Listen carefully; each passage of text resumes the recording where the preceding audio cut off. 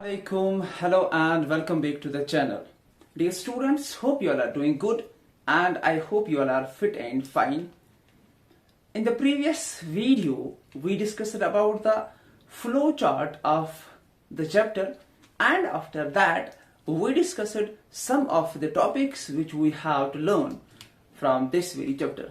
Dear students, मैंने आपको बहुत ही अच्छे से पहले वाले लेक्चर में समझाया था कि हमें कौन से टॉपिक्स इस वाले चैप्टर में पढ़ने हैं एंड फ्लो चार्ट हमने क्यों पढ़ा था, ताकि आपका जो है माइंड जो है वो क्लियर रहे कि हमें कहां से कहां तक जाना है।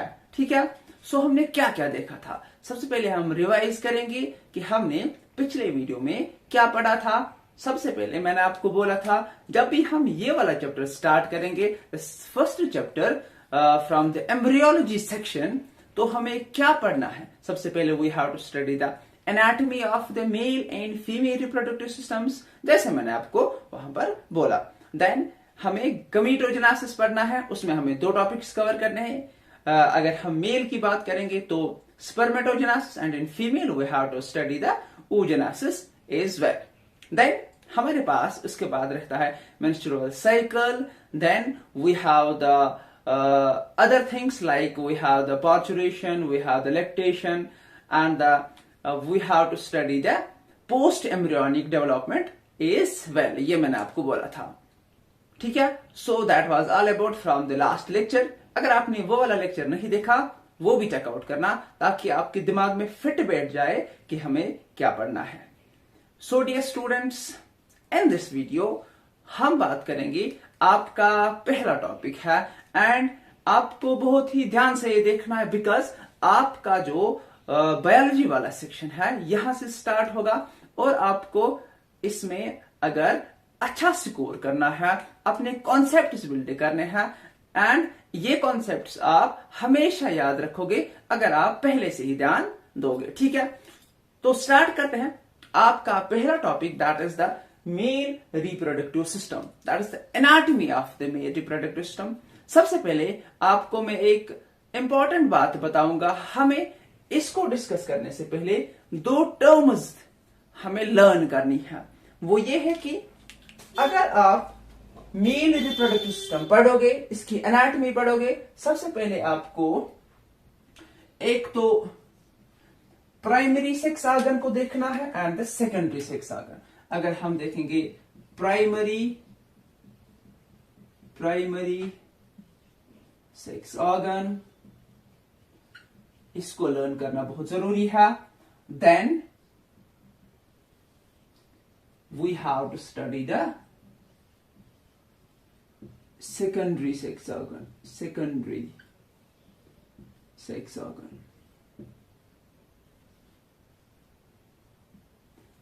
सबसे पहले हम इन दो टर्म्स को डिफाइन करेंगे, then we will discuss these terms. Primary sex organ क्या होता है? These are those organs which produce gametes.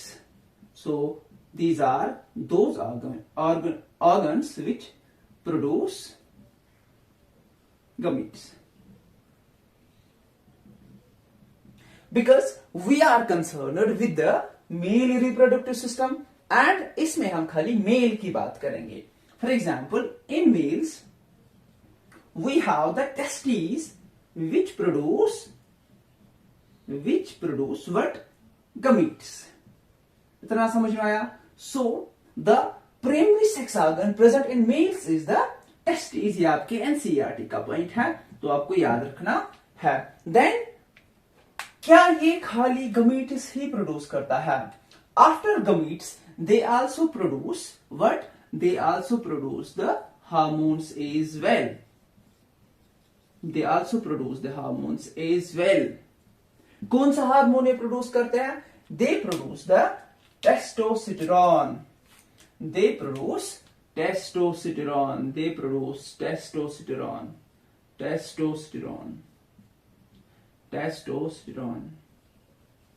and this testosterone is regulated by the follicle stimulating hormone and the luteinizing hormone। ये आपको आगे जाके पढ़ना है। अगर आपको ये वाले टर्म्स अभी तक दिमाग में नहीं बैठ रहे, खाली आपको इन्हें पहले लर्न करने की कोशिश करनी है, इनको पढ़ने की कोशिश करनी है, ताकि आपको ये आगे जाके समझ में आए. So, what is the function of this testosterone? This testosterone help in the spermatogenesis. ये आपको याद रखना है, थोड़ा बहुत आपको याद रखना है, आगे जाके हमें ये पढ़ना है, लेकिन थोड़ा आपको याद रखना है, ठीक है. So, अगर हम मेल्स की बात करेंगे, in the male section we have the primary sex organs as the testes, which help in the formation of the gametes and the production of hormones. ठीक है, ये आपको समझ में आया. Then we have secondary sex organs. In the secondary sex organs हमारे पास दो important things होते हैं, वो ये है, we have the duct system. We have the duct system and we have the glands. Sir हमने तो इसको डिफाइन नहीं किया है, करेंगे ना डिफाइन इसको. देखो इसको हम कैसे डिफाइन करेंगे.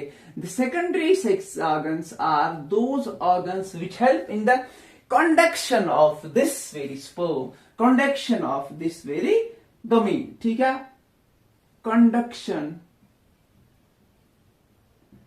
Of gametes or sperm. क्या ये गमीट फॉर्मेशन करते हैं? No, no, they do not form gametes. They do not form gametes.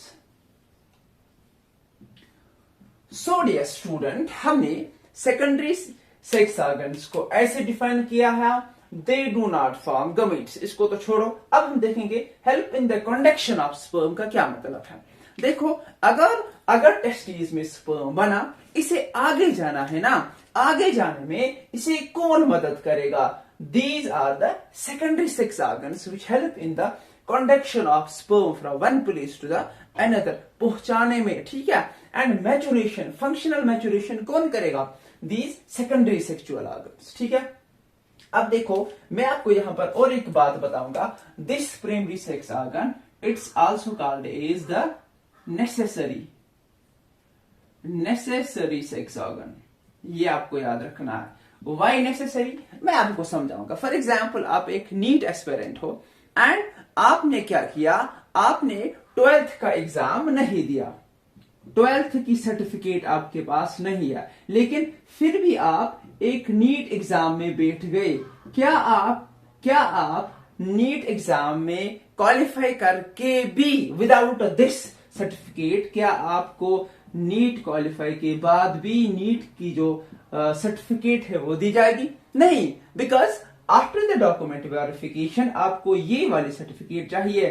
That is the necessary part for your NEET examination. But अगर आपके पास ये वाली नहीं होगी, that means this is like फालतू. ठीक है, तो ये आपकी किसी भी काम का नहीं है. इसी तरीके से अगर we have these secondary sex organs but हमारे पास जो प्राइमरी सेक्स ऑर्गन नहीं है, स्पर्म नहीं बनेगा, तो ये किसको कंडक्ट करेगा? ठीक है, इसको हम कहते हैं नेसेसरी सेक्स ऑर्गन्स, और इन्हें हम दूसरा नाम कहेंगे accessory sex organs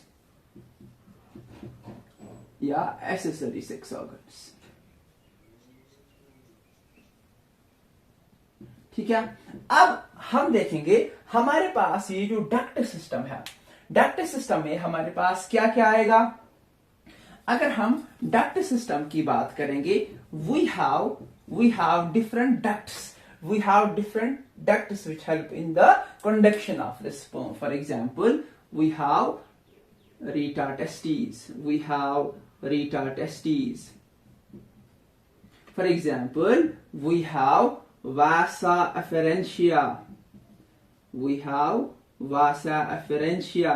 For example, we have epididymis. Epididymis. For example, we have vasa deferentia. Deferentia. We have at the end urethra or urinogenital tract. This is the duct system. Reta testes, vasa afferentia, epididymis, vasa deferentia. Urinogenital tract, जो हमें आगे जाके पढ़ना है। In terms को आपको पहले सीखना है कि कैसे पढ़ना है। Now we have the glandular system और the glands which we have to study in the secondary sex organs. सबसे पहले हमारे पास क्या ग्लैंड है? We have the seminal vesicle. We have the prostate gland and we have the Cowper's gland. This is also called as the bulbourethral gland, bulbourethral gland. ठीक है, और इनके अलग अलग फंक्शंस हैं जो हमें आगे जाके पढ़ने हैं। So in the secondary sex organs, what we have the ducts and we have the glands is well.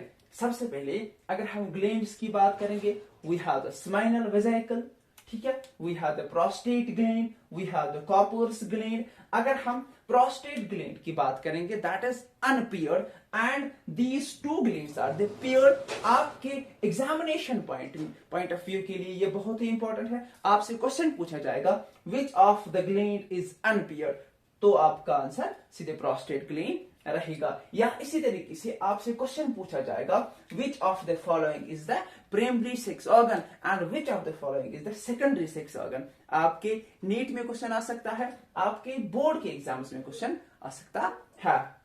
So in nutshell what we study today, हमने क्या पढ़ा? हमने पढ़ा the primary and the secondary sex organs. Primary sex organs are called as the necessary sex organs because they help in the formation of the gametes and also they secrete the hormones as well. And the secondary sex organs, they are also called as the accessory sex organs.